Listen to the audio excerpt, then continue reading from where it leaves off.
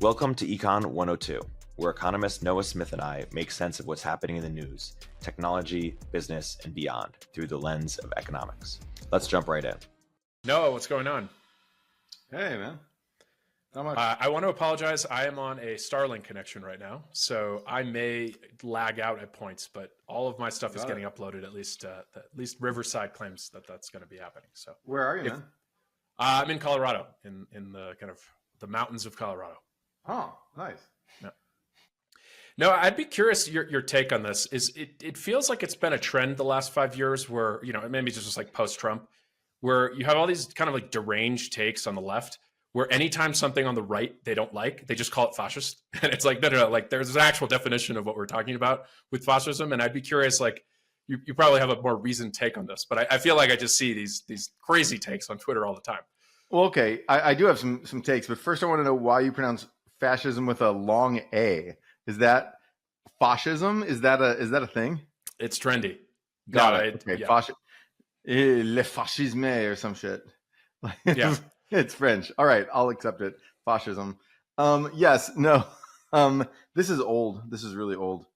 Yeah, I mean, I was exposed to the phenomenon of people on the left calling everyone fascists from like an early age. I remember reading it in one of my dad's old comic books from like the 60s. When he was a kid, my dad had this giant thing of old comic books, which I then read when I was a kid. And I was like, wow, there's some hippie calling some random guy fascist. Why is he doing that? That's not technically fascist. The guy's just a redneck. And anyway, and so it was, and then Gore Vidal was debating William F. Buckley and kept calling him a fascist. And then William F. Buckley threatened to beat up Gore Vidal in the middle of their debate. So this is old. This is really old. Fascist. The thing is, no one cares because no one, people have gotten completely desensitized to the word fascist, and I think they probably were, even a while ago.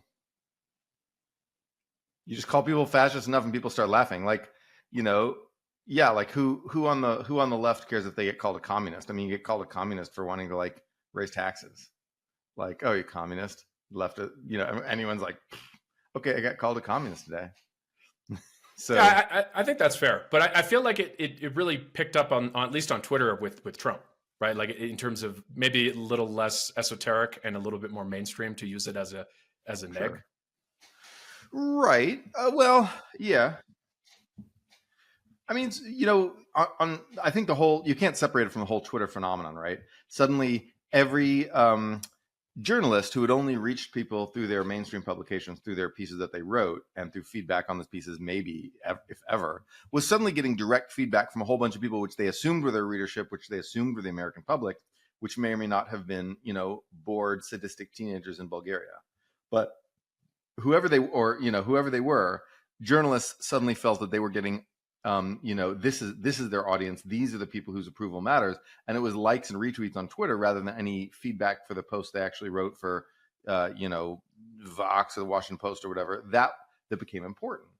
And so the people on Twitter, be they Bulgarian kids or just, American kids or bored people at work or just anyone with an axe to grind, or all the crazy people who used to write letters to the editor, and there was a reason no one paid attention to the letters to the editor, because there's crazy people, and the craziest 90% got filtered out, and then the 10% got published, and those are mostly crap too. Or the comment sections on things, like those were just the most aggrieved people with an axe to grind and some ridiculous ideology that determined everything they think about everything.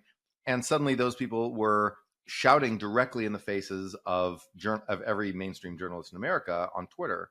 And not only shouting in their faces, but if they liked what the journalists say, they would reward them with likes and retweets, which were this incredibly new and exciting metric of feedback, a much more direct, visceral, instantaneous, dopamine hit from feedback than they had ever gotten before.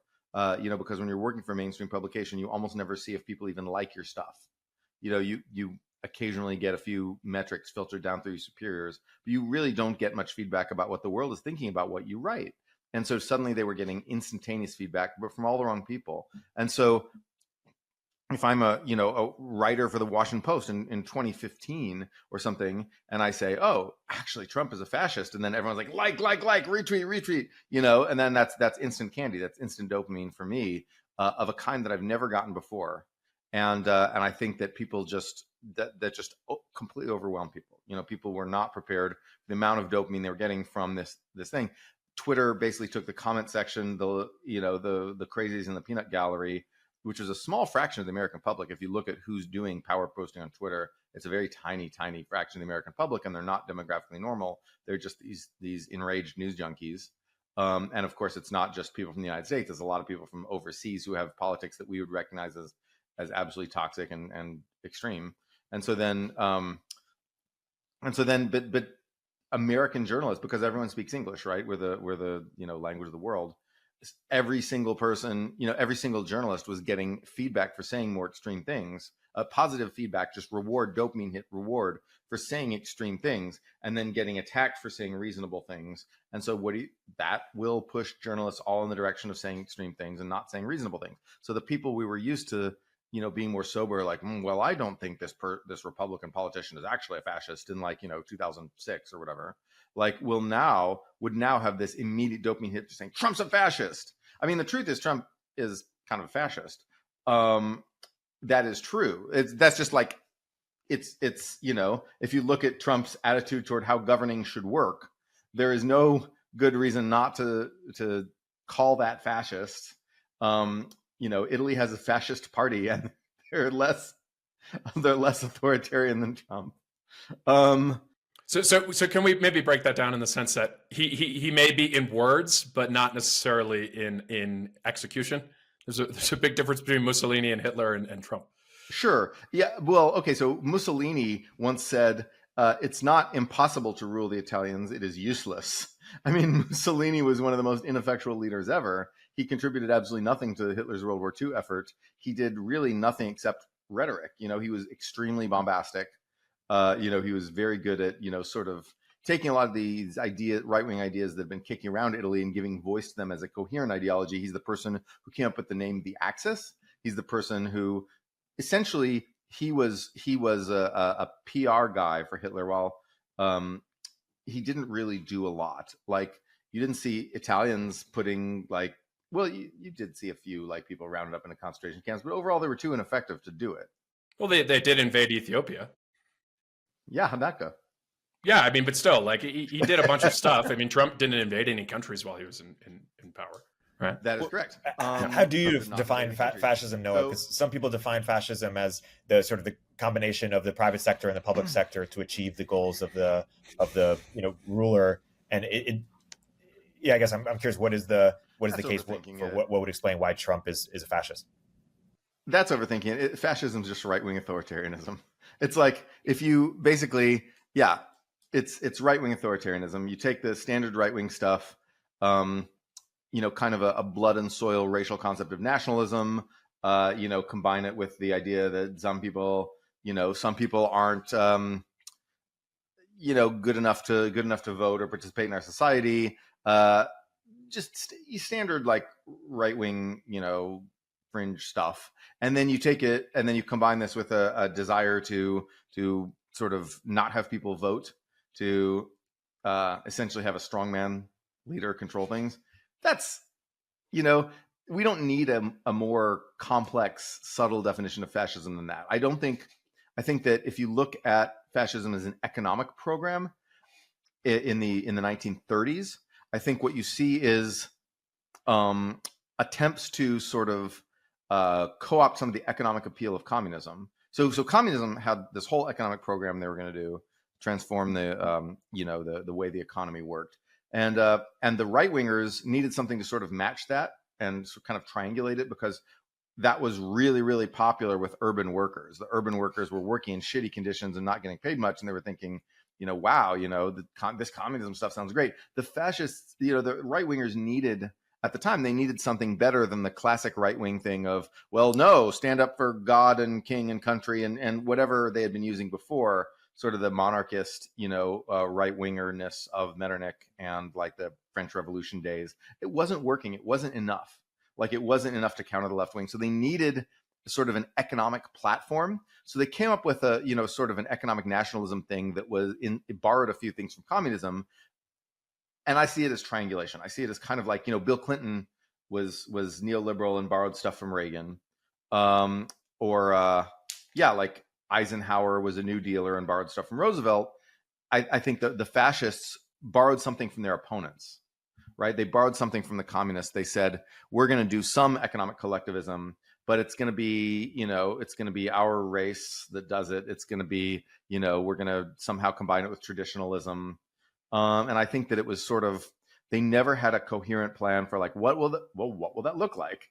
They had war, right? When you have war, you do defense production and the government actually takes over a lot of the economy to produce tanks and whatever, right? But then, but I think fascism never had a really transformative peacetime economic agenda.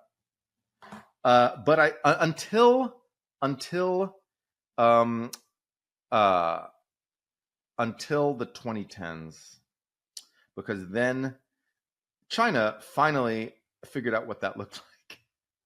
China tried all the communist stuff under Mao, it all failed. Then China under Deng and Jiang Zemin and to a certain extent Hu Jintao did economic liberalization. They just privatized everything that they could. They didn't privatize everything, but they privatized a lot. And it worked. It was great. Economic liberalism worked and they made a bunch of money. China got rich. But then Xi Jinping came in and he was like, okay, well, we need to have the government take control of stuff. But instead of, this idea of a global workers' revolution, we're going to have sort of this nationalistic and in some ways racial nationalistic, chauvinistic idea of the purpose of that economic transformation. Greatness for our nation and more importantly for the majority race, the Han race within that nation. That was sort of China's idea that was Xi Jinping's idea. He is, Trump has fascist stylings. Xi Jinping is like, sort of the most perfect fascist that has existed in peacetime ever. And so, people call him Leninist. It's he's not really Leninist. Leninists might have described the CCP before, under Deng and those people, not under Xi Jinping. Xi Jinping, he's clearly into the wrapping himself in the flag and the trappings of national greatness and our history. He puts out these programs saying, like, Xi Jinping thought has finally combined Marx and Confucius into one whole, into one consistent thing. And of course, Confucius is just a stand-in for Chinese nationalism for these people anyway. I mean, he's an interesting thinker, but these people use him as a stand-in. Well, doesn't he call it Xi Jinping thought? He absolutely does. And he makes you study it hours a day.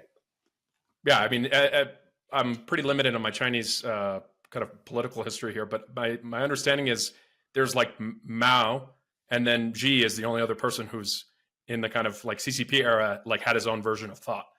Right. Hey everybody, Erik here with a word from our sponsors.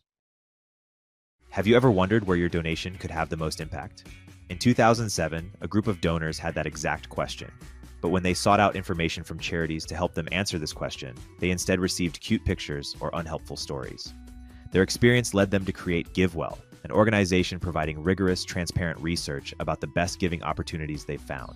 GIVEWELL has now spent over 15 years researching charitable organizations and only directs funding to a few of the highest impact opportunities they've found in global health and poverty alleviation. Over 100,000 donors have used GIVEWELL to donate more than $1 billion. Rigorous evidence suggests that these donations will save over 150,000 lives and improve the lives of millions more. GIVEWELL wants as many donors as possible to make informed decisions about high-impact giving. You can find all of their research and recommendations on their site for free. You can make tax-deductible donations to their recommended funds or charities, and GIVEWELL doesn't take a cut. If you've never donated through GIVEWELL before, you can have your donation matched up to $100 before the end of the year, or as long as matching funds last. To claim your match, go to GIVEWELL.org, pick podcast, and enter Econ 102 at checkout. Make sure they know that you heard about GIVEWELL from Econ 102 to get your donation matched. Again, that's GIVEWELL.org to donate or find out more. And the thing is that Deng Xiaoping is the great man of Chinese history. He is the guy who took China from this impoverished, self-defeating, destroyed backwater of a nation and turned it into the modern superpower that we know now. The two people who came after him were both handpicked by Deng to be his successors. he anointed them as his successors. Xi is the first Chinese leader after Deng who was not picked by Deng. So, but Xi Jinping is erasing Deng's legacy very quickly, and he is like, I say Trump's fascist. Trump is really a wannabe fascist, right? You're right that he's absolutely too disorganized to really get it done.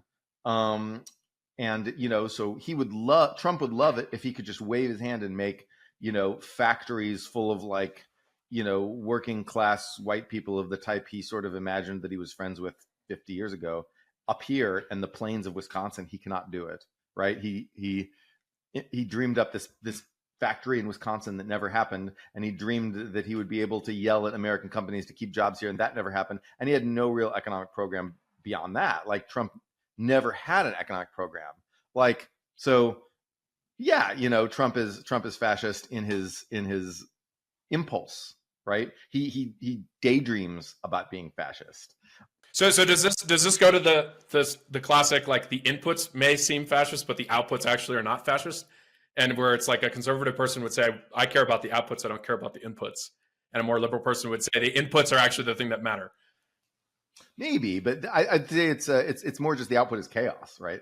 Like the output of Trump was chaos. Isn't it fair to say that before COVID, the economy was doing quite well? And if that is true, does Trump get any credit for that? It was doing quite well. I'm not sure how much credit he gets. It was doing well in many ways, but it was not. We were really, really rapidly losing all sorts of competitiveness to China. If Trump yelled at China. Trump put tariffs on China. Which Biden has continued. Which Biden has continued. And I don't necessarily think that's a bad thing, but I think that it didn't effectively address the problem that essentially all of America's technology was getting stolen by China, and we were doing nothing about it. China was, if you looked at global market share in high-tech industries, China was climbing, America was declining, and we did nothing about that. So we had a nice short-term boom in the late 2010s, right? And the mid 2010s too. So that the economy is doing quite well in Obama's second term, and then that continued under Trump. The reason I'm not sure how much Trump had to do with it is because it didn't start with Trump, right? That good economy started in 2013, right? Maybe 2012. And and then it just, the economy just recovered pretty much in a straight line. The argument for Trump having something to do with it is that if it had been someone with worse economic policies, that recovery would have gotten derailed before it reached, we wouldn't have bounced back fully from the Great Recession. And then the argument that it wasn't Trump is basically like, oh, it's just the same trend as under Obama. And so I'm not actually sure which is true. If you look at analyses of Trump's tax cuts, which was his only real economic policy, and it wasn't really a tax cut either, it was just a tax shifting. It was a broad, strange tax reform in 2017. Analyses are quite inconclusive about what it did. And so I'm still, I've seen analyses that say this did nothing. I've seen analyses that say this did something, not a huge amount of something, but something. So I don't think, I think on economic policy, Trump did very little. The tariffs hurt China more substantially than anyone realizes. And so in that sense, if you think we're actually trying to stave off this rival, we're fighting an economic war of some kind, then that was good. But in terms of economic benefits for America, the benefits were probably negative. So it was probably hurting ourselves a little bit to hurt China a lot. And whether or not you think that's good depends on what you think. Trump renegotiated NAFTA, though. So that's actually a counter to saying that, he is truly nationalistic in the sense that, better integrated North America means more economic opportunity for Mexicans, which maybe, but the people that he's claimed to be hating. The growth trajectory and export, concentrations of Mexico have not changed even a tiny bit since then. Like the economy of Mexico is the same, and Canada as well. Like that renegotiation of NAFTA changed almost nothing about NAFTA. Like USMCTA is just NAFTA. Like it has a few slight different points, but it has made it was a big nothing burger done for show, I think. Mexico is still growing very slowly, and still exporting a lot of, a lot of manufactured goods to America. NAFTA changed Mexico, but I don't think Trump's renegotiation of NAFTA reversed any of those changes or accelerated any of those changes or anything. Like, yeah, so I think that was a nothing burger. But the canceling TPP was a big deal. And yeah, of course, Democrats were also going to do that. So everyone wanted to cancel TPP, but it was a bad idea. It was a mistake. Do you think Trump deserves credit for what he did in the Middle East relative to Obama as kind of a different, sort of the alliance with Saudi, or sort of a tougher stance in Iran, or sort of more collaborative with Israel? It's hard to say because the Middle East is such a giant clusterfuck. I'm allowed to curse, right, on this podcast? Okay, giant clusterfuck. So we have the war in Syria, which Trump intervened in a little bit more than Obama did. Well, Obama put a line and then he didn't actually defend that line. He did not. Trump did intervene a bit, but I think that Russia's intervention mattered so much more that I think what America did in Syria didn't ultimately matter that much, because essentially Russia did a massive intervention in Syria and we did a very small one. More focused on ISIS as well, right? Right. Well, right. Exactly. So ISIS had taken over part of the western or eastern part of Syria. And so we sent like a few assets to fight ISIS, but ISIS wasn't actually very strong there. Had we not done that, a lot more Kurds would have died, but the job of fighting ISIS would have fallen to the Russians. So it would have been the Russians fighting ISIS instead of us. I would have done that. But, like, I'm not a foreign policy expert. I don't know what the fuck I'm talking about. Like, quote for the cold open. I don't know what I'm talking about. Why are you listening to me? Trump did intensify fighting ISIS in Iraq, especially with the Kurds. That was good. It succeeded. We then sort of abandoned the Kurds and just walked away from our help for the Kurds, which was not a nice move to do, and robbed us of a potential, partner in the region, of which we have now extremely few. Trump did nothing to contain the influence of Iran. Well, I mean, he got rid of Soleimani. That was a pretty big. He did. Yeah. Soleimani was good at his job, but he was also getting kind of old. The Houthis. The coalition against the Houthis failed utterly. As you see, the Houthis have all this power now. They've essentially taken over all the populated parts of Yemen, except for one city on the coast. They effectively rule Yemen now, and they're a highly effective militia fighting force. The Saudis tried to stop them and failed, and the United States' assistance to Saudi to try to stop the Houthis was a failure. So that was a failure. The idea of getting countries, Sunni Arab countries, to sign peace deals with Israel was a good idea. They got UAE, a couple others. That was a good idea. I don't know how much it'll do in the long run, but I think that was probably the right tactic to take. Just make as many peace deals as possible. China's influence in the Middle East did increase significantly during Trump's rule, but that might have just happened anyway, just because they had so much money. So it's always hard to say like what would have happened had we not done this, right? We don't really know the counterfactual. So if we hadn't helped the Saudi intervention against Yemen, would the Houthis be any less powerful than they are now? Like, I don't know. I mean, it failed, but is there anything we could have done that would have succeeded? I don't know.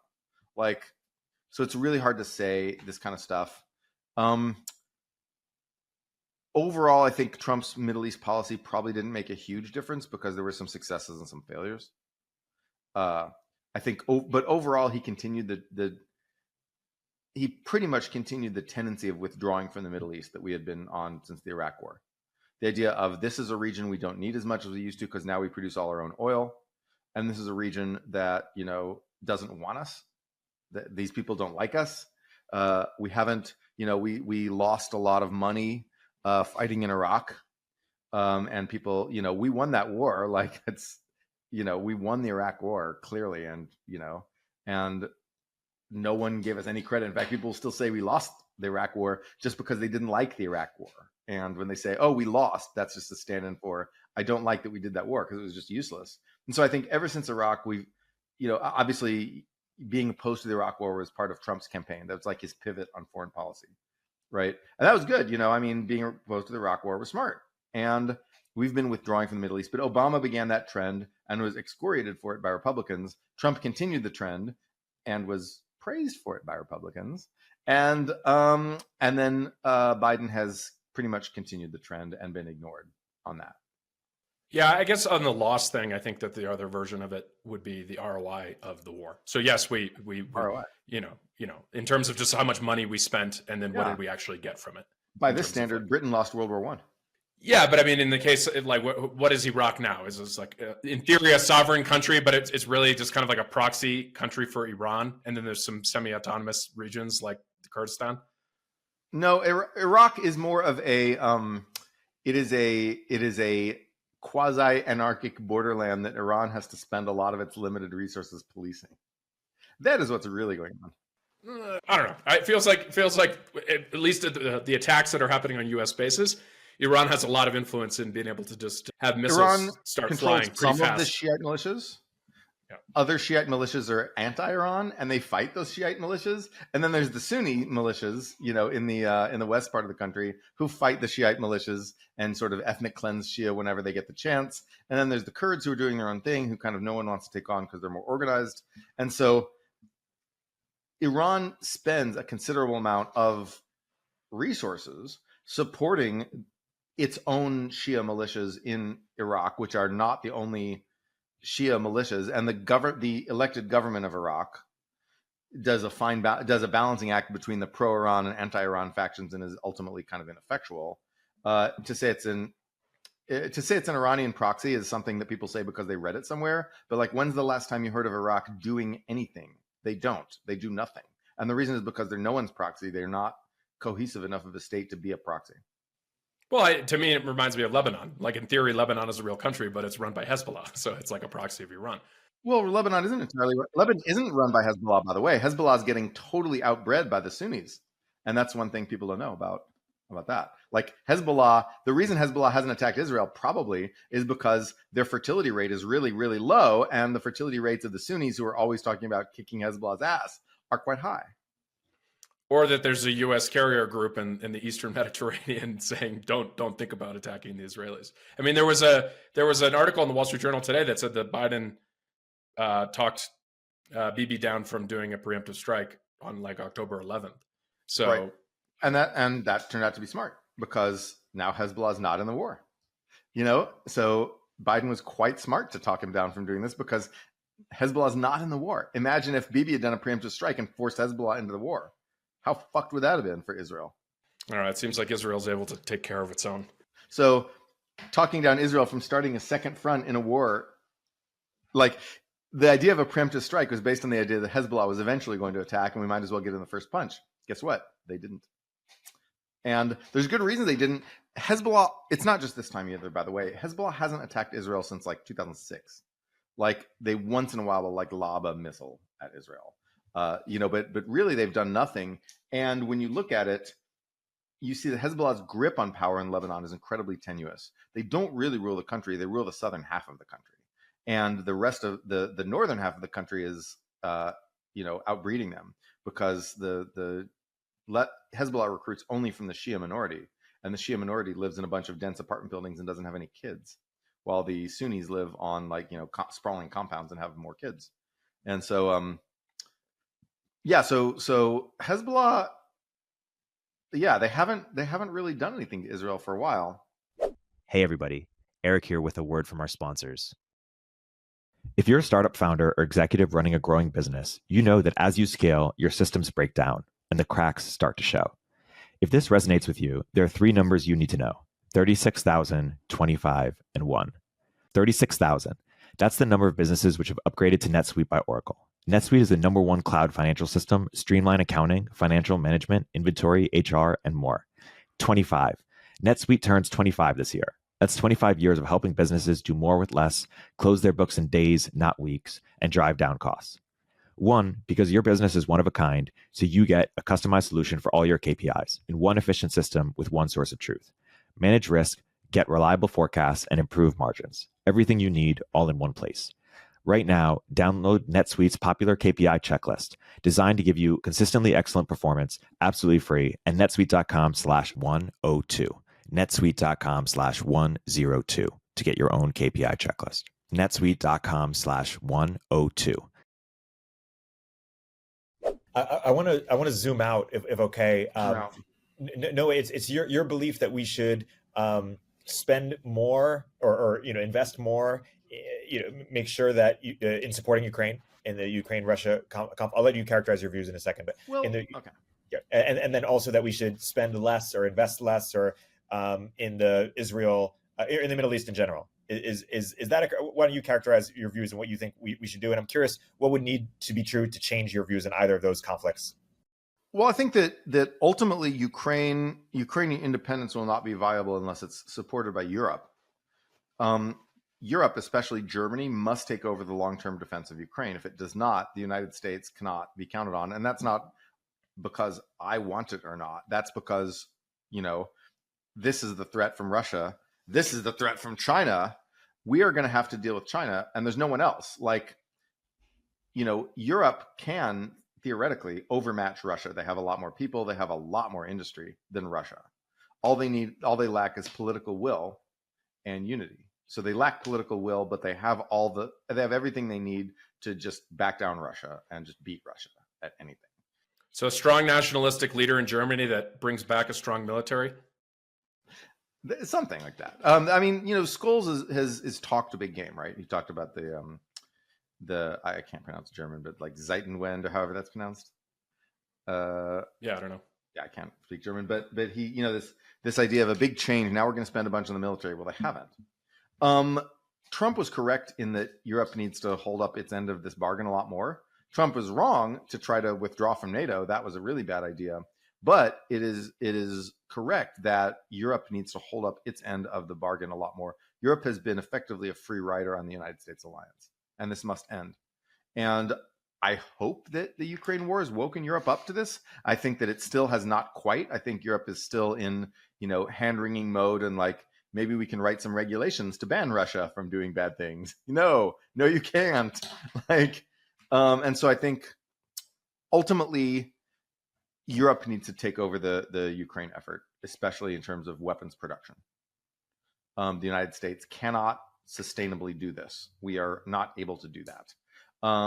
I believe we should still, keep giving Ukraine weapons. I think we should, but then I think that we need to, Europe needs to step up, and we need to be pressuring them very strongly to step up, because ultimately this is not going to be like a United States defends Ukraine on our own kind of thing. Yeah, do you think that the Ukraine war is even sustainable, even if we keep giving them weapons, though, in terms of what Zelensky's saying in terms of how many new recruits that they need? And, their demography is even worse than Russia's, and it's a smaller country. And Russia can just keep throwing men into the meat grinder kind of thing? They can. Russia, if it throws its entire society into conquering Ukraine forever, probably can. But it's gonna cripple Russia forever to do that. But if they view it as existential, yeah, but it's not like they're gonna exist if they succeed at that. They're gonna, well, Russia, they already have bad demography anyway. So it's like all these countries: Germany, Russia, Ukraine, Japan. They're all toast. Right. In a way, but Russia.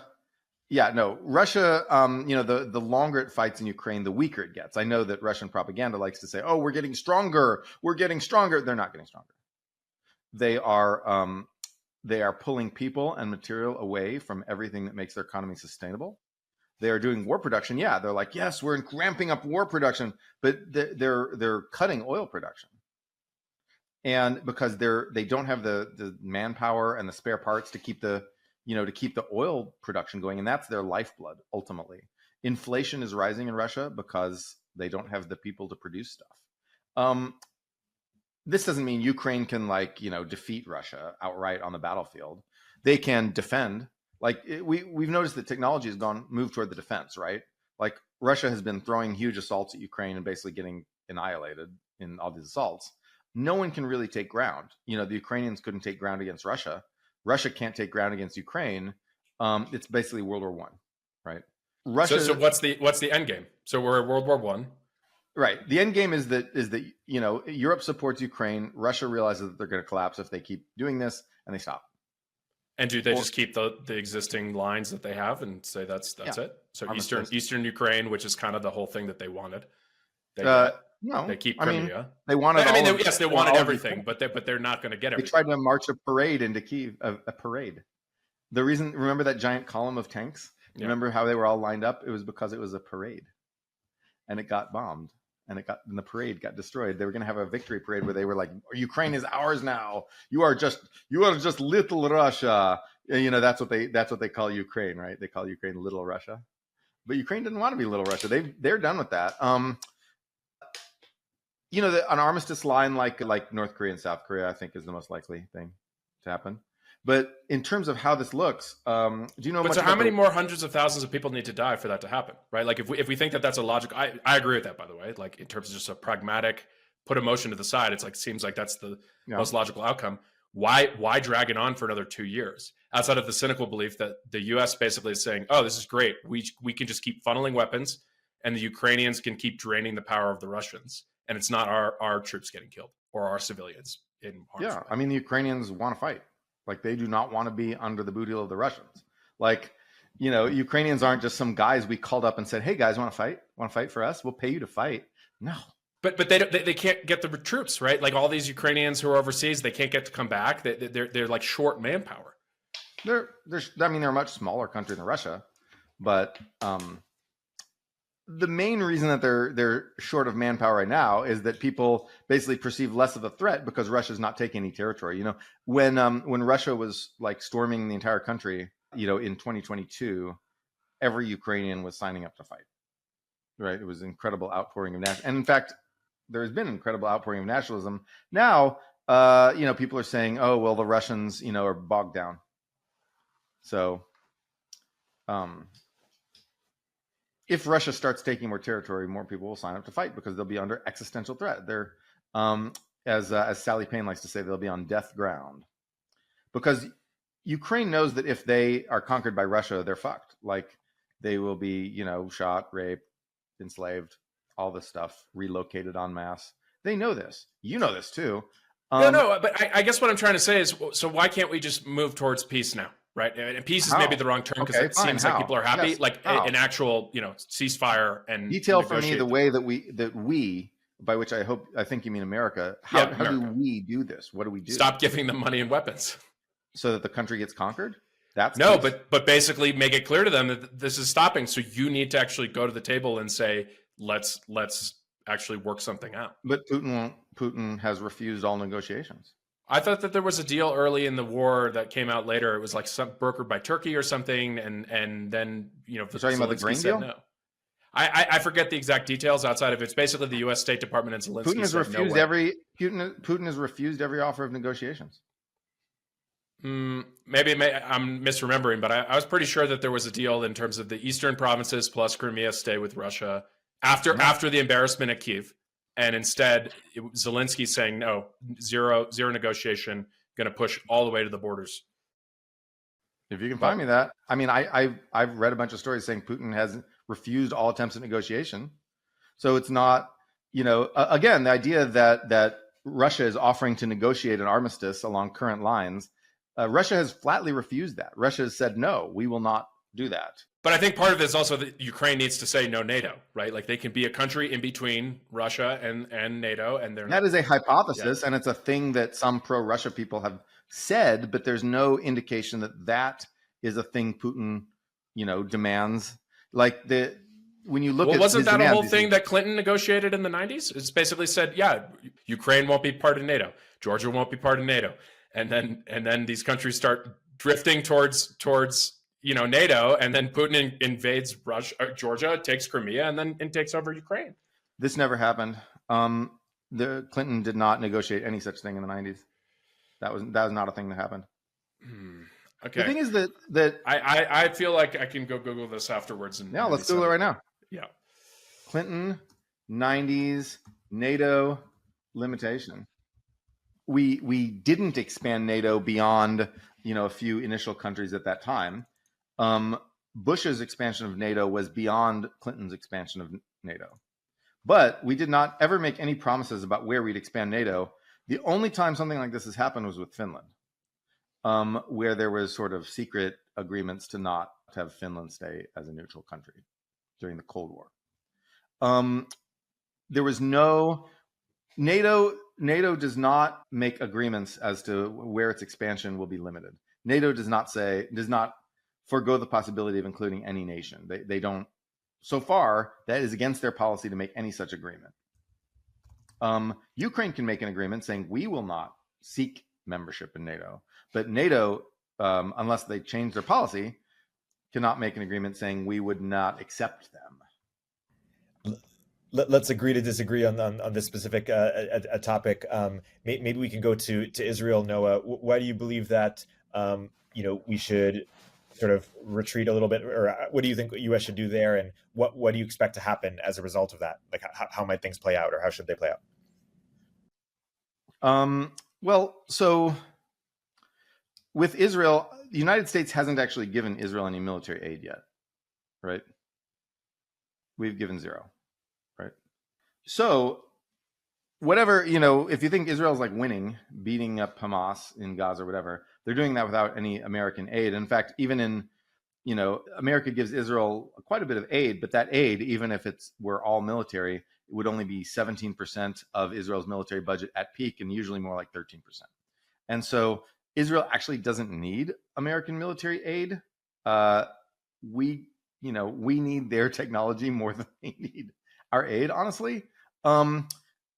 So we are contemplating giving them aid, right? There's aid in this bill that has gotten stuck in Congress, right? Which includes Ukraine aid, Israel aid, and border security. We may end up giving Israel a bunch of aid, but so far we haven't done it. I think that every headline about, every piece of focus on the Israel conflict, it weakens the United States.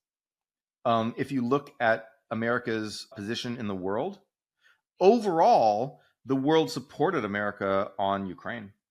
At United Nations resolutions, there were, the resolutions went America's way overwhelmingly. There were a few abstentions and a few votes against, but overwhelmingly went America's way. But on Israel, Gaza, the UN resolutions are all going against America, and we're vetoing them. We are vetoing, using our Security Council veto to veto stuff.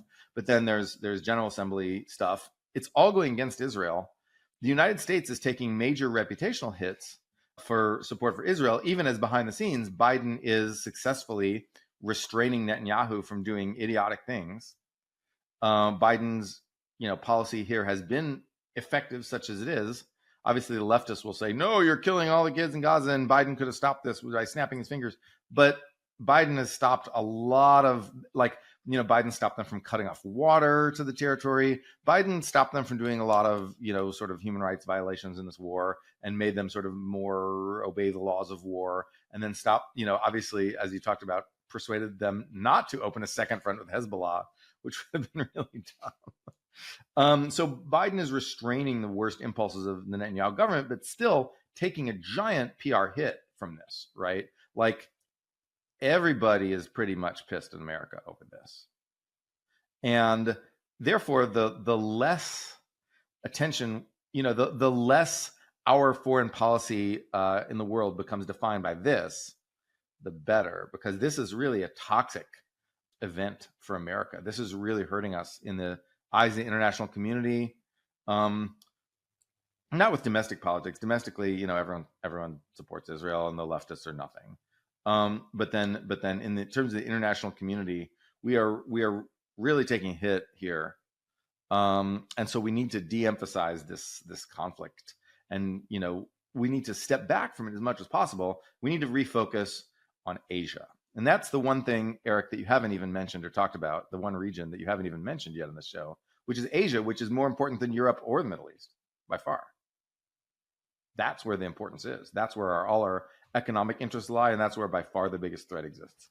I would agree with you in the sense that macro, we shouldn't be worried about these other two regions. So my view is we should let the Europeans fend for the Ukrainians, and then I think the Israelis can handle themselves. I think putting the carrier groups in the Mediterranean and now the Red Sea to kind of say, hey, we have the kind of ability to say no regional spin out with Iran. that seems reasonable. And I actually don't think that like the international community matters at this point. It's you have two major power players, minor power players like Russia. Okay, right? They're going to matter. The point is they're going to matter if and when we fight China.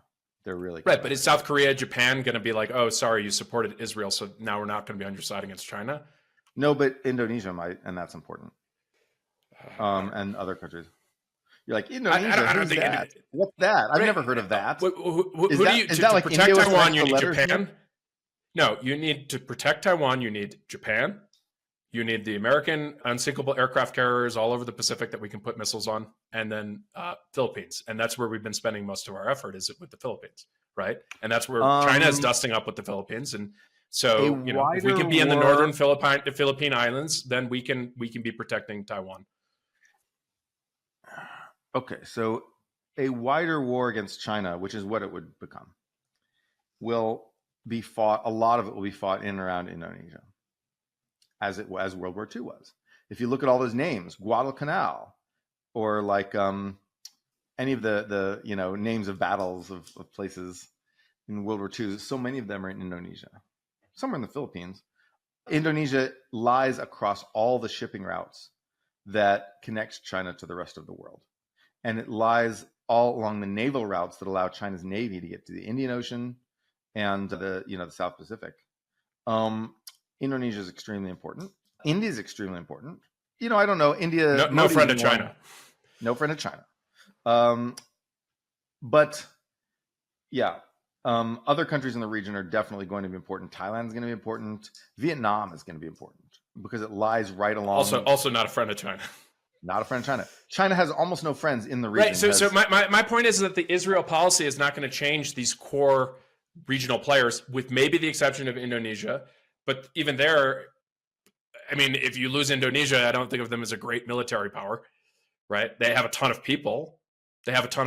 But and then the reality is we don't care about the shipping. The shipping is actually it's existential for China to be able to have shipping go through the Indian Ocean. But the U.S., it doesn't actually matter. The bigger hit for the U.S. is we have a lot of dependence on China today, and we need to think about our manufacturing. But overall, like China is the one that's going to actually have to be playing significant defense in a war like this. Yeah, but we need the ability to shut them off, to shut them down, to shut them off. That will be really important because China can outproduce us by massive factors. China can outproduce us, and the reason we won World War II is because we outproduced them. Right, we could outproduce Japan and Germany together with our arms tied behind our back in World War II. Right, that's why we won. Yes, but I mean, there's also some nice benefits for us. We had two giant oceans protecting us, right? We didn't have people on our kind of doorstep. Obviously, there's Battle of the Atlantic, important battle at Midway. Like you actually do have some pretty big shifts in terms of the oceans would have mattered eventually, but they didn't end up mattering because they never got close. Yeah, but I mean, American production really ramped up at the end of the war, right? Like everyone loves to talk about the production statistics, and it's like, yeah, in 1943 and 44, when basically we already had a table with three legs and we were just leaning on both of them, right? Like we're post Stalingrad at that point. It takes you a while to build that stuff. It takes you because first you have to build the factories and you have to build the tools for the factories. You have to tool the factories up, and that takes years. It will take quicker for China right now. When you look at China and you look at them building all this massive overcapacity of vehicles and machinery and blah, blah, blah, and steel, and you're like, why are you building all this? Why are you building all this?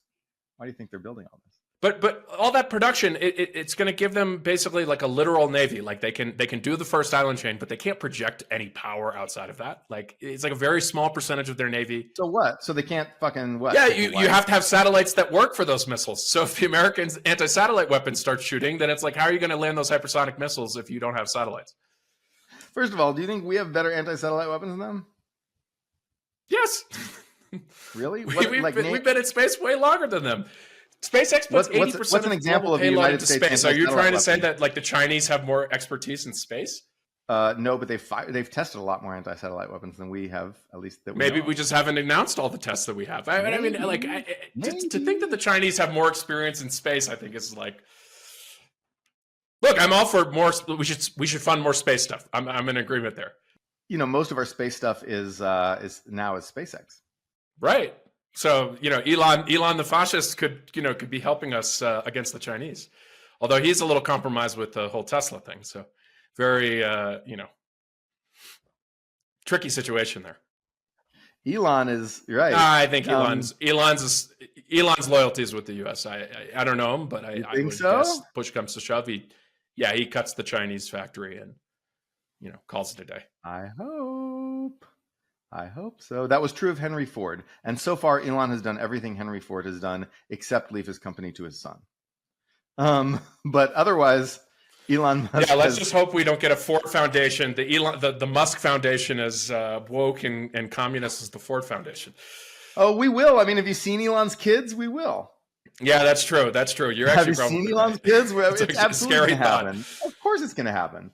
But anyway, I guess the point is no. So Henry Ford is a really interesting character. He sort of tried to leave his company, or was almost bullied into leaving his company, to his head of security, Bennett, who was like the union buster, who was actually just a mafia dude.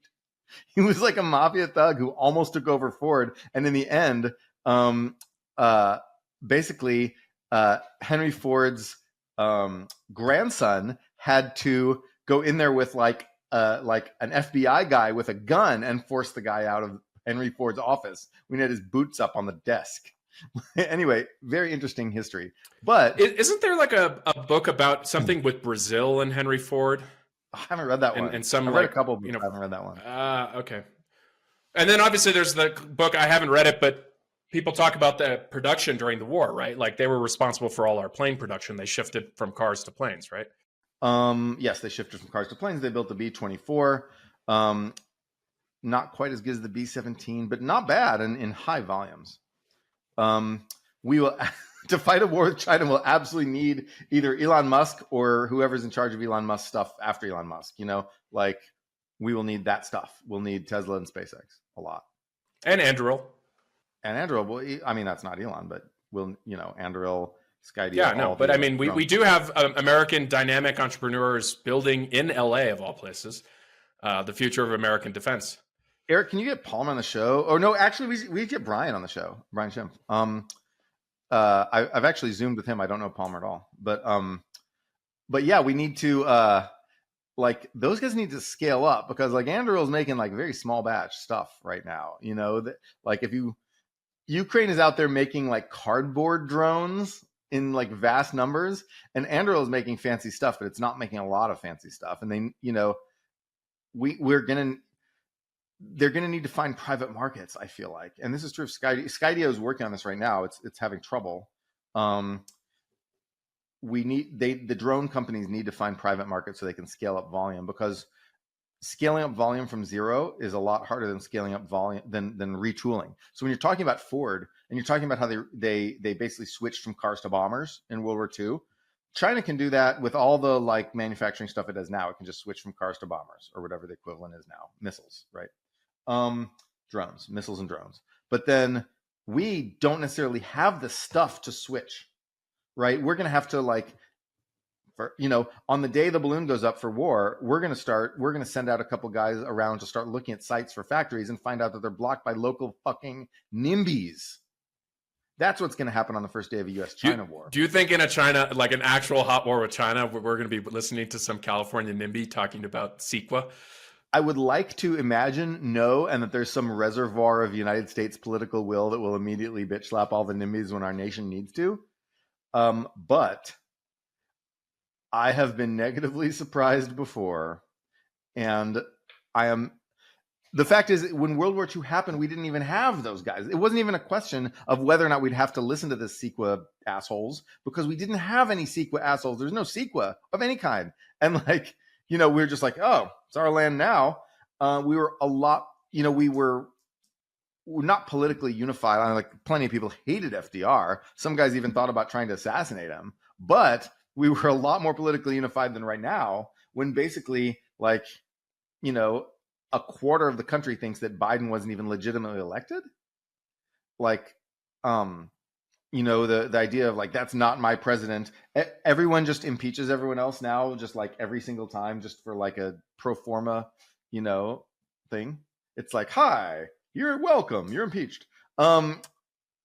this is not the nation we were in World War II, and we need to get a little serious. We're not yet serious in the way we need to be. And when you looked at like COVID, for example, Operation Warp Speed went great.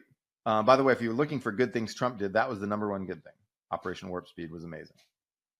Trump didn't do any of it. The military did it. But he was wise to delegate it and hand it off to the people who could do it, instead of to Jared Kushner, who quickly realized that he could not do it. And so the military did it, and it worked. But so if you want to praise Trump, praise him for that. Operation Warp Speed went great, and not just Operation Warp Speed, but also the vaccine manufacturing effort afterwards. We could make mRNA vaccines, and China could not. That was kind of amazing. We were able to produce a thing that China was not able to produce, not just because we could invent it and they could invent it. They knew how to do it. They couldn't produce all the little like lipid nanoparticles. They didn't have the highly specialized factories. Their supply chain just did not work for this. Like they could produce like simple shit in massive volumes. They couldn't produce the high-tech stuff in large volumes like we did. That's not going to win us a war, but it was cool. We couldn't produce the simple stuff. We couldn't produce masks or whatever. We don't build any ships, right? Ships are, ships are easy to sink, but they're also platforms to fire missiles. We fire missiles. Where do we fire the missiles from? A balloon? American coastline? No. All the islands in the Pacific that we control and our allies there. And the perk of those islands is you can't sink an island. Yeah, but the unperk, the downside of an island is it can't sail around. It can't move around. So we can't have enough missiles to defeat the Chinese Navy on every single island. We don't have that many missiles. We have to instead, and they don't have the range, we have to instead put them on mobile platforms that we can use to sink the Chinese Navy. That's why we have ships. If we just the Chinese Navy is usually not going to be in range of missiles from Diego Garcia or from the Philippines bases or from Guam or from Okinawa. Sorry, not Diego. I'm pretty sure that we have the medium range missiles, and we've actually been working on them since we moved out of a treaty. Right, the Russians backed out of the treaty a few years ago on those kind of medium range ballistic. We've got a few. Right, but I think we've been ramping up in terms of production. I mean, look, we have an $886 billion defense bill that just passed. Like, I would hope that we're putting a little bit of money into all of this. Yes, fine. America's great at writing down large numbers on a spreadsheet and saying, this is how much money we've committed to this thing. We're absolutely that doesn't mean things get built. America has learned to confuse numbers on a page with actual physical things in the real world, and this is killing us. And yes, we can say we have $800 billion military budget, blah, blah, blah, blah. Okay, well, first of all, healthcare, high salaries, constant deployment to places we don't need to deploy things to, but we do anyway. We're sending out our Navy to just constantly patrol the world. That deployment takes up a massive amount. A whole lot of little deployments in random places in Africa and Middle East and God knows where. A lot of these little deployments take a lot of our military budget. And then building large legacy things that are going to get sunk in about 5 seconds. I won't say which, but you know what they are. This takes a huge amount of our military budget. The idea that, we spend this much money. Look at this number on this paper. Look at numbers in paper. Look at how much money we spend on housing and look at how much housing we actually get, right? Look at how much money we spend on healthcare and look at how much healthcare we actually get. So I'm genuinely curious. Do you really believe that the Chinese are going to start a hot war with Taiwan, and then they're going to shoot a hypersonic missile that somehow is able to pinpoint in the middle of the Pacific Ocean some carrier group and hit, just like a kamikaze, hit the whatever USS, whatever aircraft carrier, and then the US is just going to be like we don't have war production. What do you think would happen? Yes. We've got plenty of military assets all over the world that would immediately start to. What's going to happen? Yes, that is what. Yeah. And so what happens to China? They're just we're energy independent. No, there's no oil going to China anymore. They're over. The energy shuts off. China makes oil from coal with the Fischer-Tropsch process, just like Germany did in World War II, until they can break our blockade. How much oil does China import as a percentage of its energy mix every day? Do you know what the Fischer-Tropsch process is? How did that work out for the Germans not having access to oil? amazing because they were able to sustain, with very little oil, they were able to sustain like this massive military campaign that they really shouldn't have been able to sustain. Yeah, and they ultimately still lost because they didn't have access to oil. Like Daniel Yergin goes through this in the book The Prize. That was not why they lost, man. They lost for other reasons. They lost because of bad strategic choices, being overwhelmed by allied, materiel, and just not having any allies, and also being behind in some key technologies like heavy bombers. So strategic mistakes by Hitler and his idiot generals, but the even more idiotic Hitler. The vast amounts of stuff produced by America and Russia. And we were giving Russia a lot of their stuff during that time. And finally, we had heavy bombers. My grandfather went over and dropped a bunch of explodey things on their head, and that helped. Oh, your grandfather was on one of the flying fortresses? B-17, yeah. The B-17. Oh, okay. Wow, that's like the more I've read about World War II history, to me that seems like the craziest like military role for an American is just keep flying from the UK, and then the Luftwaffe is just sending out their fighter planes to just take you down. Actually, maybe the convoys in the North Atlantic when they didn't have a way of dealing with the U-boats, but other than that, those seem like the two worst. If you're like pulling straws, it's just like, oh yeah, I'm on one of these slow-moving, laden with explosives planes flying over Germany without any long-range fighter support. Yes, and right, and it sucked one time. But actually, the biggest danger wasn't from the fighters; it was from the flak. The Germans would just shoot clouds of metal shards into the air, and you just fly through them, and your momentum would kill you. Like one time, my grandfather, realized that his shoe strap was undone. So he or foot strap or whatever it was. So he bends down to like tighten the foot strap. When he sits back up, his head cushion is gone. Had he not bent over, I wouldn't exist. And then there were many such stories. But anyway, that's actually a good point. Is that I was just going to say the anti-aircraft guns, right? So instead of making anti-tank weapons to stop the Russians, they had to shift because of the strategic bombing to making more anti-aircraft guns because they didn't have enough planes because all the planes had started to be shot down. And we took out a lot more planes on the ground than we ever took out in the air. We just destroyed all their airfields and destroyed all their, planes in progress of being made and just everything. But so Phillips O'Brien has this great book on this called How the War Was Won, which basically shows like the massive amounts of resources the Nazis diverted toward making ships, which was dumb. They, making U-boats basically and commercial shipping and trying to do this stuff and basically just getting the hell beaten out of them by us. And then also trying to make planes and getting their planes just utterly destroyed by us. And then and we destroyed their factories. They couldn't produce. They couldn't keep up. German, like the Battle of Kursk was this giant tank battle that destroyed so many of the Soviets defeated the Germans in this massive tank battle, even though they took like double the casualties. They overwhelmed the Germans, and this is our metaphor for the war. But that was like a very small amount of like German industrial production that would have gone toward, replenishing those tanks. But they didn't have it because they were using the industrial production to just trying to produce ships and planes and stuff to fight off American ships and planes. And so like we overwhelmed the hell out of them. And I'm not saying China will do the same to us. I'm not a doomer about this, but I'm saying if we don't think about that being the failure mode, that being the possibility of us losing things, then we're putting ourselves in great danger. And I'm not saying like, yes, obviously China will beat us and blah, blah, blah, blah, blah. I don't think that.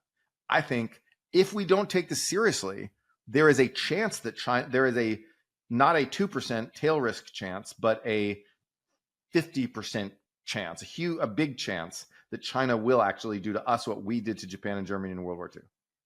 Yeah, look, Richard Overy also How the Allies Won is excellent on this. It's like kind of like 6 key points and talks about I need to read Battle that. of the Atlantic, overall production. Yeah, it's really good. I should read that. But strategic bombing, Stalingrad specifically, and then Kursk being the kind of 1-2 blow on the Eastern Front. But I agree with your point though that look, we should be taking manufacturing in the United States much more seriously, both from a supply chain risk. And I broaden that to NAFTA, right? Like putting something in Mexico is completely fine. Putting it in Canada is fine, right? I think it was your blog post. You talked about the steel thing where it was like everyone's throwing their hands up about this whole like steel, and it's like we get most of our steel from Mexico and Canada. From Canada primarily, a little bit from Mexico, and then we get zero. We get like 1% from China. It's like less than 1% from China. So I think we should just be strategically thinking about is like everything that we need strategically needs to be in North America, and then maybe raw resources can come from other places, Australia, from South America, and then rare earth minerals, all these like core parts of the modern supply chain, and then obviously semiconductors is right. I think the harder one, because that's a lot of human capital more than anything else. Right. And, even just shifting that stuff out of China to like Korea and Japan is so useful. Yeah. And I think that it seems like that's a promising thing in terms of if you can't get everything out of Taiwan, if you can at least get some of that into Korea and Japan on the higher end semiconductors over the next decade, assuming, you don't believe these timelines that Xi Jinping is saying 2027 and to his generals or whatever. But if we get a decade of actually coherent policy across, look, Trump started it, maybe not as effective. Biden is actually, whether you think he's effective or not, he's throwing a lot of money around in terms of reshoring. And if we get another presidential administration that does that, I think we're going to be in much better shape. What Trump was really useful for was changing ideas. Before Trump, this sort of like the zombie sort of like free trade, like if we just let China take all our industry, they'll eventually liberalize thing, was still like Obama was still saying this in 2015. Like this was still, Trump changed it entirely. The entire Biden policy toward China was made possible by Trump. It is, it's more effective than what Trump did, but it was made possible by Trump. This whole shift, right? And Trump produced a lot of needed shifts on a lot of things, but wasn't able to follow through because he was so chaotic. He was like a guy who yells for things to be done and then just like doesn't even notice when they're not done. And now he's old. The difference is between Trump and Biden, they're both extremely old. Biden delegates, like it's Jake Sullivan and guys like that who are actually running our government. For Trump, it would be Trump himself doing more. And, when Trump could delegate, things went okay. Right? Like when he delegated Operation Warp Speed, then it went great. But Trump, delegates less because he sort of mercurially decides to interfere with this and that, and he appoints less competent people. I don't think Jake Sullivan's done everything right, but I think he's fundamentally a very competent guy. And he's been very, very competent, like sort of shifting our posture toward deterring China. I think he knows on that front, he knows what needs to be done. Blinken has been very, very, very good at getting the nations of Asia aligned against China. You talked about all these countries that don't like China. Well, of course they don't like China, but that doesn't mean they're going to just like automatically be our friend. We've got to court them. And so now we're building bases in the Philippines for the first time in like decades and decades. We colonized the damn Philippines, and the Philippines, like they kicked out our bases because they were like, like, fuck you, colonizer. But now they're like, hey, how about putting some bases here? And Blinken, did that. He handled that. He, the strategic partnership with Vietnam, like our old communist enemy now rapidly turning into our friend. Modi's India, which was done over the loud objections of progressives who hate the shit out of Modi, right? Like, yes, all the like Indian people we know in Silicon Valley like Modi, but progressives hate Modi. And yet here we are inviting Modi to Congress and doing all these military deals and moving manufacturing to India and things like that. This has been great. Trump produced the ideas that led to this. Not all the ideas, but many of the ideas, many needed shifts. Trump was like a more of a meteor than a man. He's like, he just crashed into the, he didn't drain the swamp. That didn't happen. Nor was that a thing we needed to have happen because civil servants, continuity in the civil service is important. But Trump did completely change our thinking on trade, on China, on a lot of these things, industrial policy, in ways that we're now moving forward. And on the right, there have been people like Sohrab Ahmari, who are thinking in a much more constructive direction about how to make a conservative industrial policy that's like post-Trump, where instead of just yelling at people to build factories that never get built, like Trump did, paying a bunch of people with a whole bunch of riders and subsidies attached, like Biden does, or riders and various provisions for various groups. Now conservatives are starting to think, how do we do a conservative industrial policy? How do we do this in a way that's neither Trump nor Biden, but a secret third thing? And then they're trying to think of this. And this is good. This is all, Trump was necessary to produce this thinking shift, but that doesn't mean Trump is the man to run this thing. Like Trump the disruptor. So maybe with time, okay, to not claim that this is your point of view, so I want to just kind of put it out there.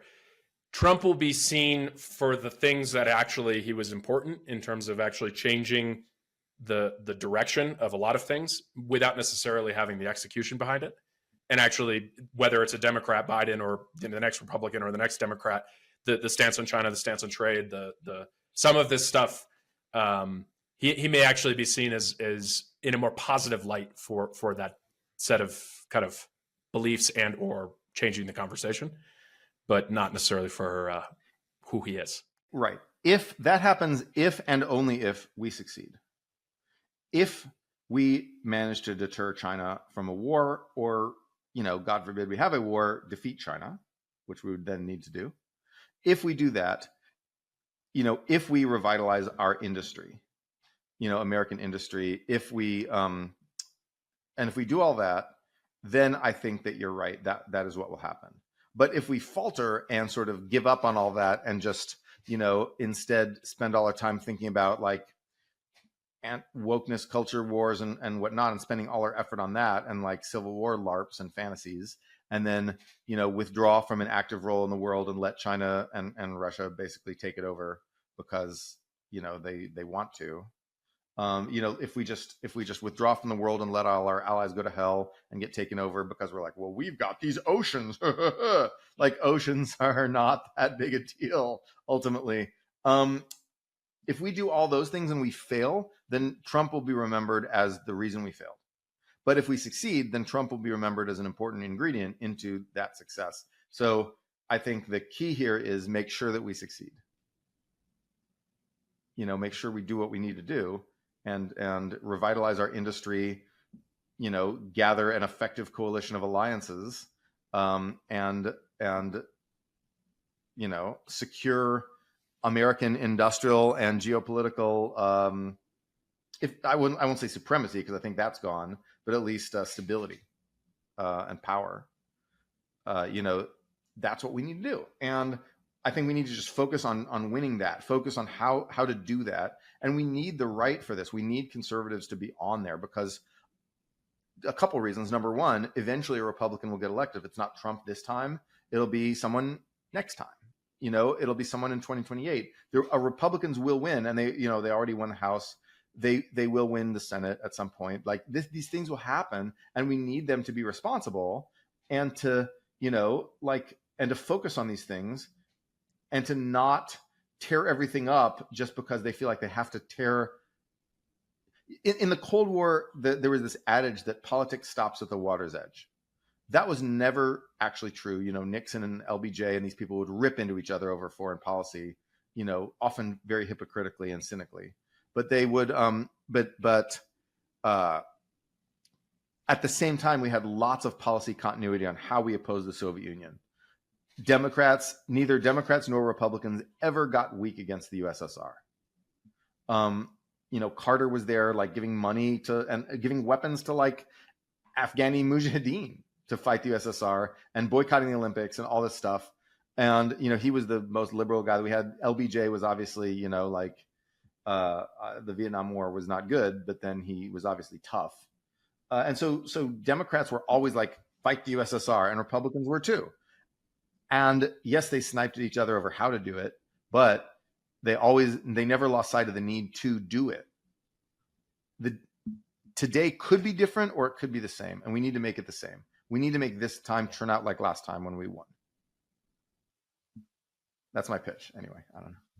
I think that's a great place to wrap. Noah and Dan, this has been an awesome discussion. Thanks for this double episode of Moment of Zen and Econ 102.